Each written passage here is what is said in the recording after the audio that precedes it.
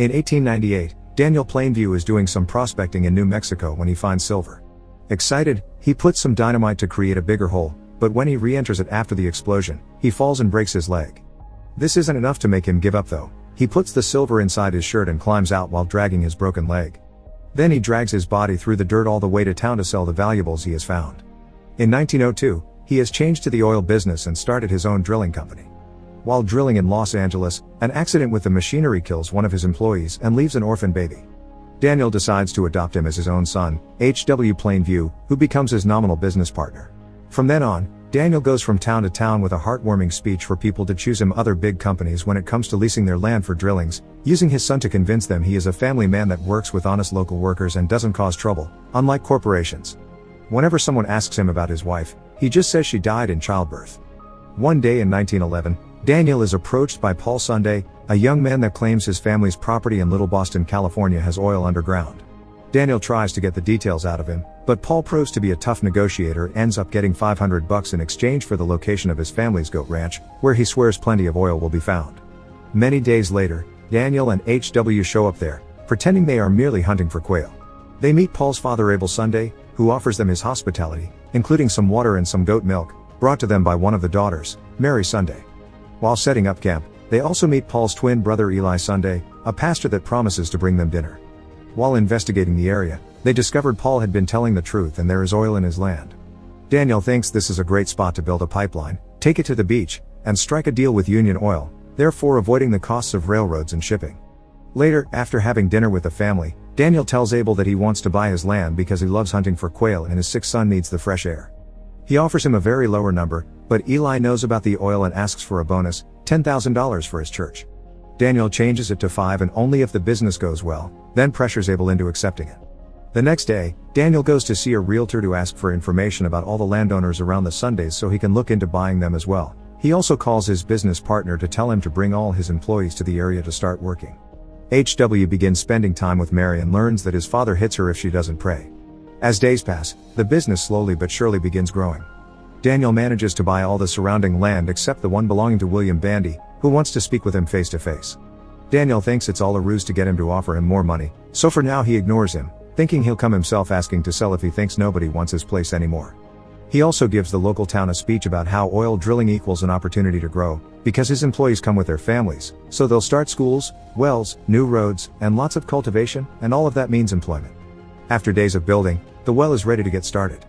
Eli comes with his church group to give all workers a welcome, then he has a talk with Daniel, requesting to bless the well before the drilling starts. Daniel accepts, but when the time comes for the opening, he offers a few words with Mary by his side, including a quick blessing, and never allows Eli to participate as well. H.W. is the one to pull the lever and the driller begins working without issues, so afterward the town has a big celebration. Right in front of Abel while he is eating, Daniel talks to Mary and promises her dad will not hit her anymore. Not too much time passes before one night, there is an accident in the well and they lose an employee. Daniel scolds his men for not warning each other correctly when someone goes down there, then makes sure to safely put away his possessions in a chest. The following morning, he goes to the church to talk to Eli and sees him give one of his sermons, which is quite dramatic and even includes some miraculous healing of an old lady's arthritis. After the mass is over, Daniel asks Eli to say some words when they bury the employee and to make sure his possessions reach his family, which Eli agrees to, but they still argue over faith. Eli thinks it is dangerous for the men to work on an unblessed well, but Daniel refuses to give time out to his employees to go to church and their free time should be spent resting so they can work 12-hour shifts. The church is also going through renovations because Eli has more followers now, so they are building a bigger space. Many days later, the workers find a gas leak that causes an explosion.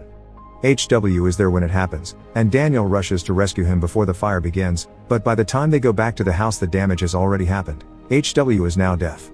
The drilling tower eventually crumbles down, but the fire continues, so the next day they use dynamite to put it out, because it forces the burning fuel and oxygen away from the fuel source. That night, Daniel sleeps cuddling his son. But as days pass, H.W. continues to stay in bed depressed, so Daniel begins working on finding him a teacher from the city. Sometime later, Eli approaches Daniel in front of his employees and demands the money he owes him. Daniel answers by slapping him and throwing him on the ground, hitting him as he calls him out for not healing his son as he does with his believers. He also drags him by the hair and drops him on a pool of oil, telling him not to even try to ask for that money. Later in the evening, while the Sundays are having dinner, Eli gets angry with Abel for having let Paul tell strangers about the land and for trusting Daniel, even going as far to jump on him and throw him to the floor while insulting him. Days later, a mysterious man appears at Daniel's door claiming to be Henry Plainview, Daniel's half-brother from another mother.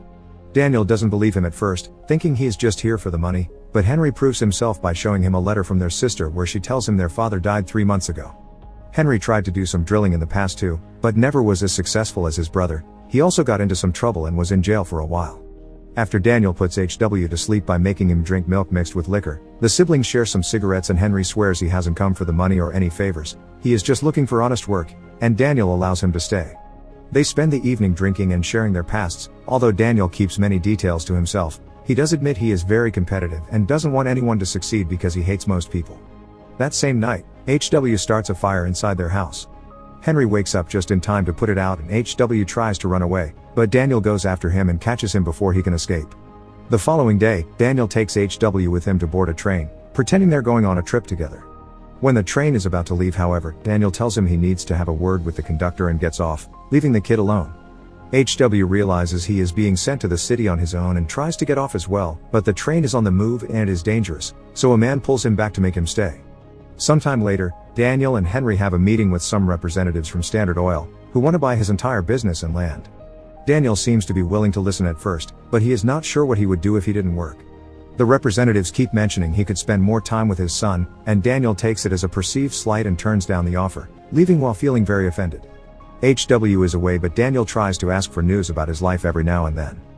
Eventually, Daniel makes a deal with Union Oil to build that pipeline to the coast he wanted. The only issue is the last bit of land belonging to William Bandy, whom he never visited to talk. He goes to see him today, but he is not at his house. Only his grandson is there and tells him they will never allow him to drill in their property.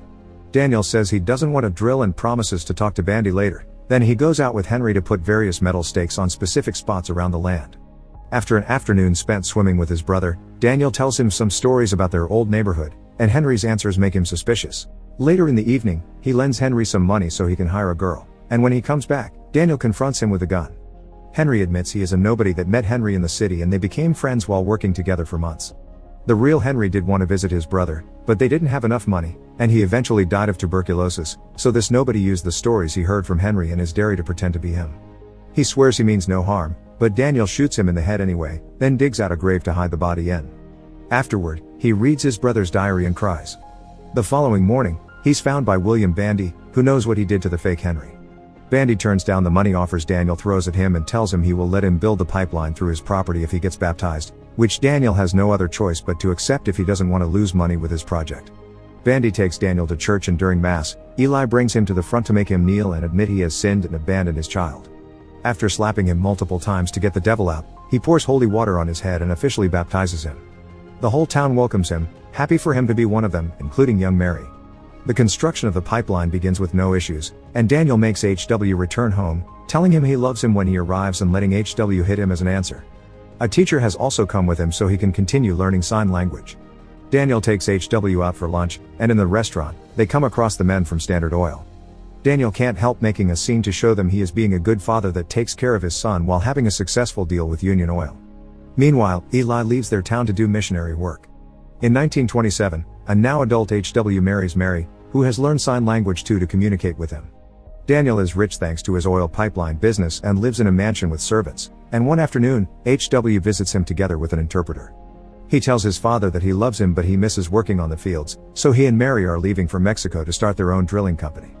Daniel isn't happy to hear this, claiming this makes HW his competitor, no matter how his son denies it is not like that. He also keeps using demeaning vocabulary to refer to his sign language and demands HW to use his own words, so he repeats he's going to Mexico with his own voice. This is still not enough to calm Daniel down, who now tells him he is destroying his image and admits he is not his son, just an orphan baby from a basket in the desert that he picked up to look good while making business. He also says he is less than a bastard that has nothing of Daniel in him. Hurt, HW tells him he is glad there is nothing of Daniel in him before leaving. Daniel keeps yelling insults at him while watching him walk away, but he also can't help remembering their time together. Depressed and alcoholic, Daniel falls asleep in his bowling alley. A servant wakes him up when Eli comes by to visit him, who tells him about his work as a missionary and at a radio station while continuously reminding him they are family-in-law. He also tells him Bandy has died and now his grandson is the owner of the land. That grandson is also part of Eli's church, so he offers himself as an intermediary if Daniel is interested in making business with him to drill that land. Daniel tells him he would be interested in doing business with Eli, but first, he must admit he is a false prophet and God doesn't exist. It seems Eli really needs to get this deal going, because after some hesitation and asking for $100, he accepts to yell those words in the room, the same way he made Daniel admit his sins in church years ago. After he is done, Daniel confesses that area actually doesn't have oil anymore, he stole it by draining it through neighbor areas when he built the pipes. As he begins crying, Eli finally confesses he is living in desperate times, he lost money in the Wall Street crash of 1929 and has strayed morally, so he asks Daniel for help. But Daniel doesn't feel pity for him, he taunts him telling him Paul is the real chosen one by the Lord, he is a successful man now thanks to the business he opened with the $10,000 Daniel paid him for the information. He keeps on insulting him and calling him names, so when Eli asks him to please stop, Daniel grabs him, throws it in the middle of the alley, and after tossing some bowling balls at him, he hits him with a bowling pin on the head, killing him. The servant hears the noise and calls his name from the other side of the door, to which Daniel answers that he's finished. Make sure to subscribe and turn on notifications so you can watch more videos like this. Thanks for watching.